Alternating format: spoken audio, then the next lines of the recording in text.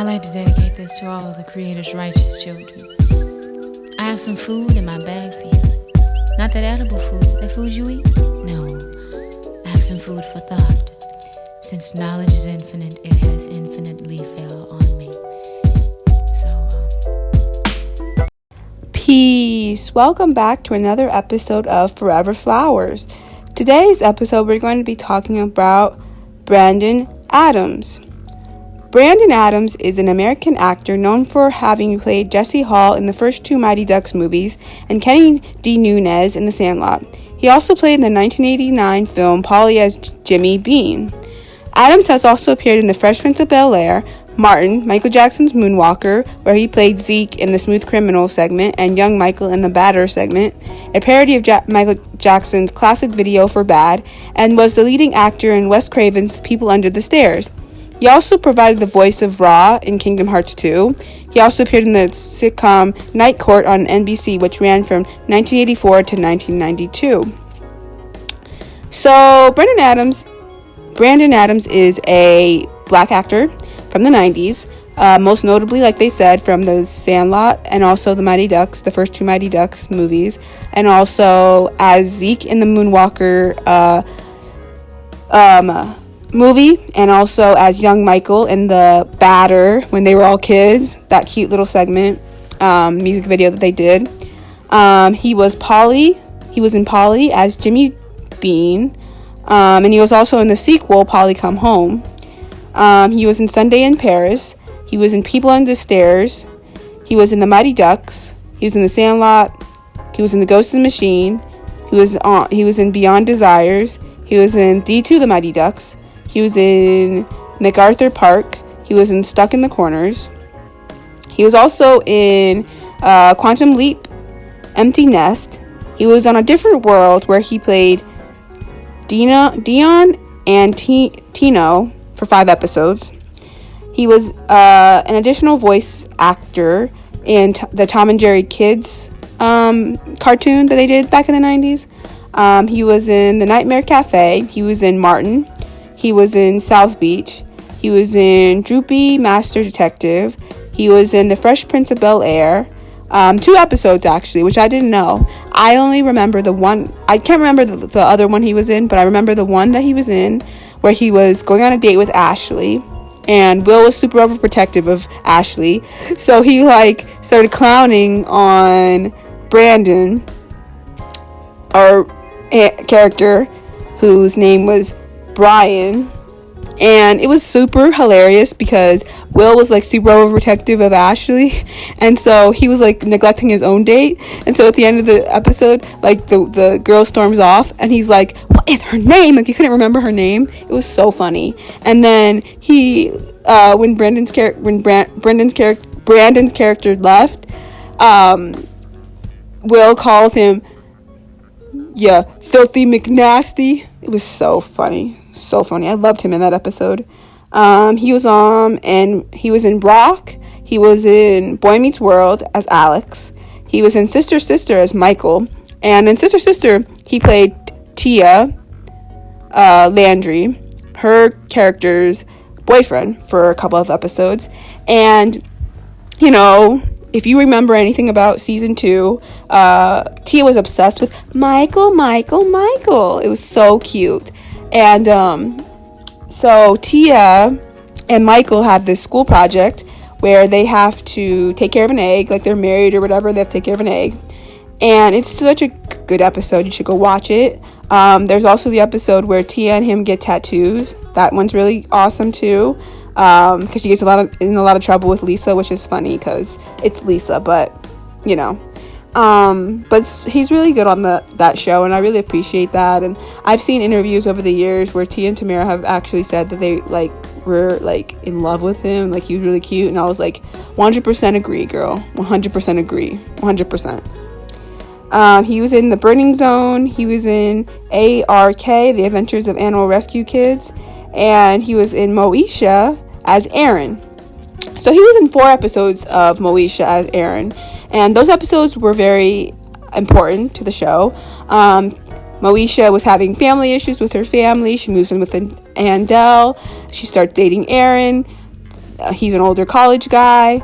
She's cool with it, but he's like older, so she's like a little nervous because she's only a junior in high school, I think, at this time, and she's a little nervous to be, dating this older guy. But it all works out in the end until she decides that she wants to lose her V card to him, and then she gets birth control, but then doesn't work out because Aaron already had sexual relations, just kidding, with other women.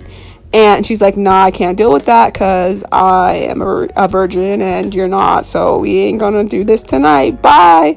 And then they broke up. So the next episode that he's in, which is his last episode, I think, maybe his second to last episode, I don't really know, but he basically, in the episode where Moesha goes to visit Dee's cousin, who is Laura from Family Matters, she goes to visit her because she's, in college, and she goes to visit her senior year as like a college tour, and Niecy and Kim and Hakeem and everybody come, and Aaron, who goes to the rival school, is there to do like a step competition. So Moesha and him are like not on good terms anymore, so she's like trying to avoid him and like blowing him off and stuff. And so she starts dancing with this other guy that she had met earlier when she first got to the college, who seemed like this nice, cool, guy, whatever. And really, he's this creep who actually puts roofies in her drink and basically her soda, and basically was going to take advantage of her. Thankfully, though, Aaron and Hakeem and everybody like find out about what's going on, and then he gets taken to campus police and whatever and blah blah blah. But it's really cute because Aaron's there for her, and it's this really sweet moment at the end and everything. And I'm not actually sure if he makes another appearance in her birthday episode of that season when she's a senior in high school. I can't remember if he makes appearance there because that was the episode where all of the guys that she was romantically entangled with during the show showed up during that birthday episode. And so I'm not really sure if he did or not, but he might have, so I'm not sure. But yeah, he would voice Ra in Kingdom Hearts 2. And yeah, he's just been going strong for a long time. He is really an important figure in late 80s and 90s culture, from the Sandlot to the Mighty Ducks to the Moonwalker movie to playing Michael in the Batter music video to just being this really handsome, good-looking guy with a really great smile, and he's just really cute. And he was just a really good actor, and I really just appreciate who he is and what he brings to the world of acting. He's incredible. He's been active since 1986.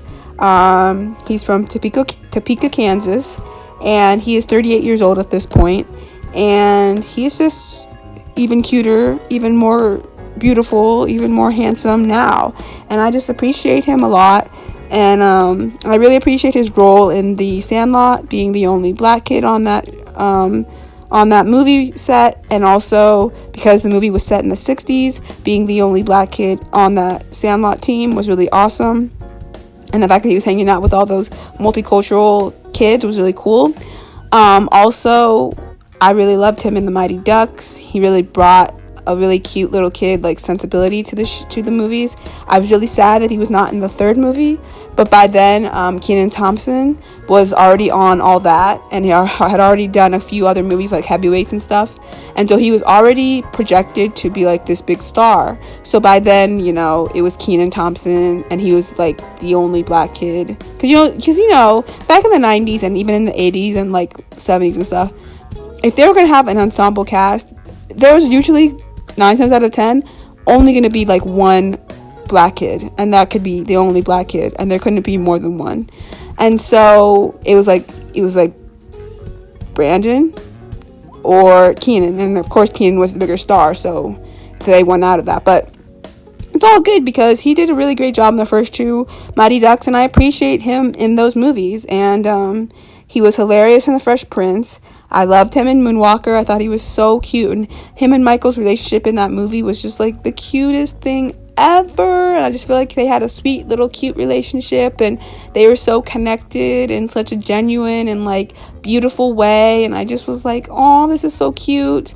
And People Under the Stairs, though, I never did watch, because when it came out, I was like, it came out when I was like first being born, you know what I mean? Like, I was not gonna watch that movie at like 1 year old, and so I never did watch that movie because it's supposed to be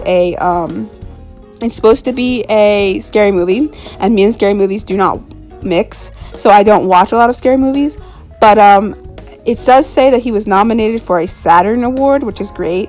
I mean, he's been nominated for many different awards. In Polly, he was nominated for a Young Artist Award. In The Mighty Ducks, he was also nominated for a Young Artist Award.